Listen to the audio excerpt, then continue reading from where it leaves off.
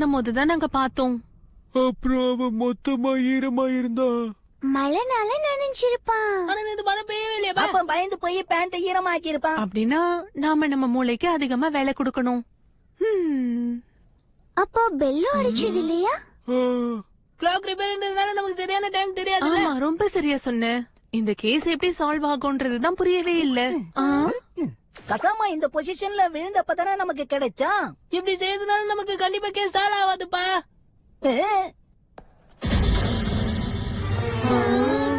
இது என்னது? இதுக்கு என்ன அர்த்தமா இருக்கும்? நல்லா கவனமா பாருங்க.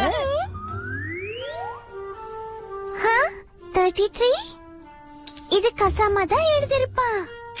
அவன் மேக்ஸ் ஹோம்வொர்க் பண்ணிட்டு இருந்திருப்பான். ஹோம்வொர்க் என்ன அவ்வளவு ஈஸியாவா இருக்கும்? இல்லனா இதுல ஏதாவது மெசேஜ் இருக்கா? அநேகமா கசாமா அந்த வேம்பயர் பத்தி ஏதாவது எழுதணும்னு நினைச்சிருப்பான். அப்படி கூட இருக்கலாம் இல்லையா? அது அவன் இங்க இருக்கல, அவன் கிட்ட கேட்டுடலாம். கசாமா, இது எழுதுனது நீதானா? நான் தான் சொன்னேன்ல. ஆனா இதுக்கான அர்த்தம் தான் என்ன?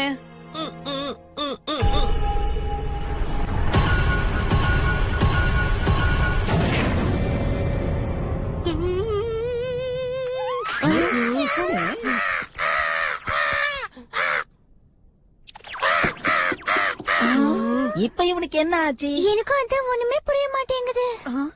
எனக்கு என்ன தோணுதுன்னா, இந்த நம்பருக்கு பின்னாடி ஏதோ நிச்சயமா ரகசியம் இருக்கணும். நாம அந்த ரகசியத்தை கண்டிப்பா கண்டுபிடிச்சாகணும். 33 இதுக்கு முன்னாடி என்ன ரகசியம் இருக்குன்னு எனக்கு தெரியுதுப்பா. அந்த மோட்டார் சைக்கிள் காரு. அங்க பாருங்க, ஹெல்மெட் தலைய. அவன் தான் 33rd ஜெனரேஷன். அவனுக்கு தான் வித்தியாசமான பற்கள் இருக்கு. கசாமாவோட பின்னாடி இருக்கு அந்த அடையாளம். அது அவனோட தான் இருக்கும்பா. அப்புறம் நண்பர்களே, அவனுக்கு எதிரான ஆதாரத்தை நம்ம உடனடியா சேகரிச்சாகணும். நாம இல்ல நீதான் மசாவ்.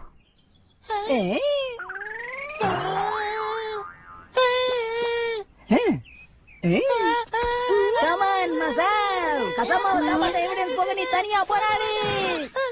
எனக்கு நம்பிக்கை இருக்கு, உன்னால இது செய்ய முடியும். பாரு மசாவ், அவங்க உங்ககிட்ட ஏதாவது இடகுடமா பண்ணாங்கன்னா ஏன் சார்பா அவங்கள எதுவும் பண்ணாத என்ன?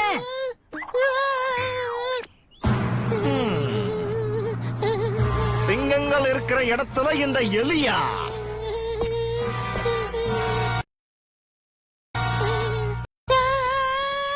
அவன் இன்ஃபர்மேஷனை கொண்டு வருவானா? யாருக்கு தெரியும்? இவன் கண்ணத்தால அவங்க கைகள்